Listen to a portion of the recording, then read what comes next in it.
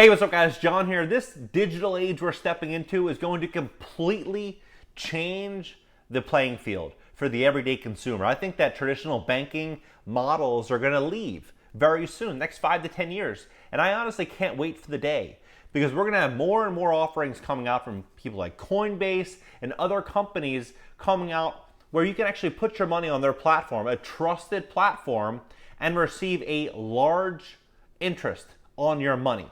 Yeah, you can stake coins and you can do certain things, but most people don't know how to do that. So where you can go on a Coinbase and you can get a 4% interest, that is very desirable. Right now, traditional banks, they give between 0.03 and 0.06% interest. 0.03 to 0.06% interest. Coinbase is offering 4%. So that was roughly, on a 0.05 ratio, that's roughly 100 times the interest. 100 times the interest.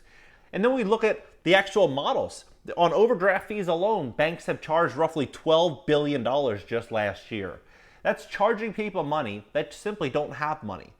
So a lot of people, I think when they're going to college or they're starting their first business or they're just struggling, they don't have any money in the bank and yet they get hit with a $35 fee from Bank of America. People are looking for other alternatives. We have a lot of people right now that are buying real estate and doing so to make a 5% or a 6% realized return on their investment.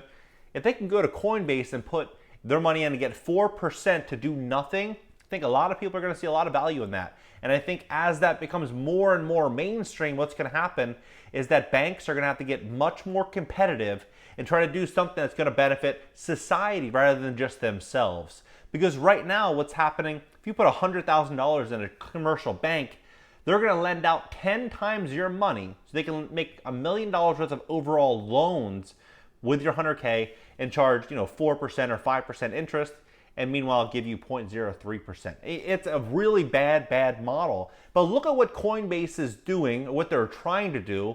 I think this is going to really shed some light as to what our future could look like.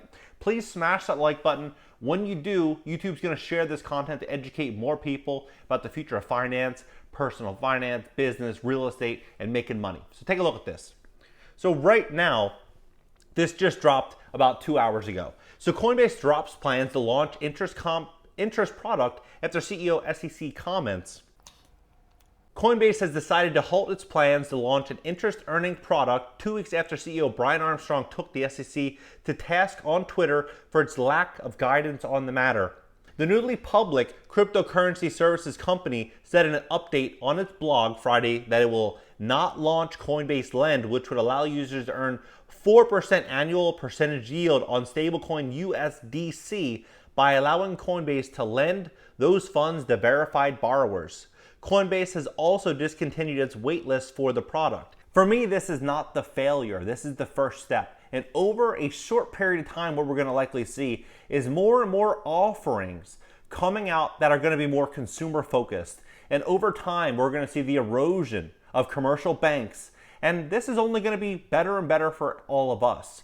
They go on to say that Coinbase shares dropped 5% on Monday. The stock, which tends to follow cryptocurrency prices since its revenue is so closely tied to trading, has also been rocketed by a broader crypto market sell-off. The price of Bitcoin fell as much as 10%. Well, we're seeing that in the stock market as well. And a 10% volatile move for Bitcoin is nothing. This is a Tuesday for Bitcoin. But what ultimately is important right now is we're seeing global markets look very unstable. We're seeing what's happening right now in China with Evergrande. We're seeing all of these things that could be a catalyst to a big problem. And soon, I believe we're going to see a lot of people making bets that are going to be a bit more reserved, that are going to hold value. So a 4%, if this ultimately does go through, maybe it not be this first take, but if another offering comes out down the road, we start seeing a 3%, a 4%, a 5% annualized realized return for investors to put money there, we're going to see people allocate so much money into these digital asset companies. And then over time, we're going to start to see more and more confidence go online. And then ultimately, commercial banks are going to be in big trouble. We've had hundreds of thousands of customers from across the country sign up. We want to thank all of you for your interest, the post said. We will not stop looking for ways to be innovative, trusted programs and products to our customers.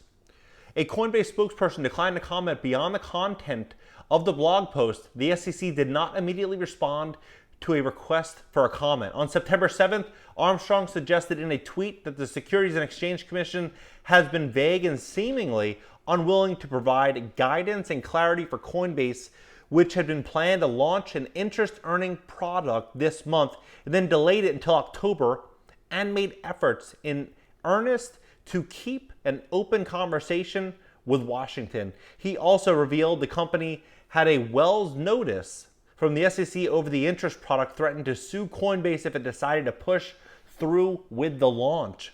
SEC Chairman Gary Gensler testified last week that the agency is taking a hard look at crypto-related assets to determine whether they do come under securities laws, and has made no secret of interest in increasing regulation in the space. Some investors have likened Coinbase's proposed product to a simple bond, which would then make it subject to an SEC oversight. Investors' uncertainty about the regulation of stablecoins had intensified in recent weeks. Coinbase announced Friday, Coinbase with a New York Times report, that the Financial Stability Oversight Council could designate stablecoins as systematically risky like major banks, which would subject them and their operators to increased regulatory requirements and scrutiny. Well, if you look at Frank Dodd, there's something out there called bail-ins. And what this does is if a bank is too over-leveraged and they simply can't hold on any longer, they can literally bail in to your deposits and use your money to bail themselves out of a bad situation. So the fact that they act as if Coinbase and what they're doing here is too risky, we have to also take into consideration the amount of risk that most people take with most banks. Stablecoins are digital currencies designed to be less volatile than other cryptos by pegging their market value to an outside asset like the US dollar. They're becoming more and more popular this year for generating yield, and increasingly popular in complex decentralized finance or DeFi activities. The President Working Group on Financial Markets is also working up a report on stablecoins, and the Federal Reserve is expected to put out a paper on central bank digital currencies this month that could touch on the risks presented by stablecoins. What do you guys think about this? Do you think that we're going to see over maybe the next 1 to 5 years, or maybe a little bit longer, banks fighting harder and harder to stay competitive and offering real true value, intrinsic value to their customers? And we're going to see more Coinbase and other online digital asset companies coming forward and offering a better product and service, better customer service, better interest rates, just better support. And it's going to really push banks to the breaking point?